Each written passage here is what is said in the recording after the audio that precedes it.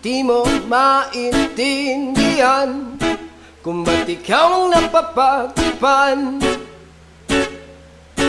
ng halik ng kamalasan.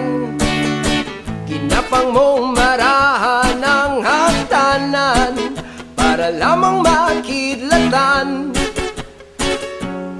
sa kaitaas-taasan. Ngunit kaibigan, huwag kang magpapasindak.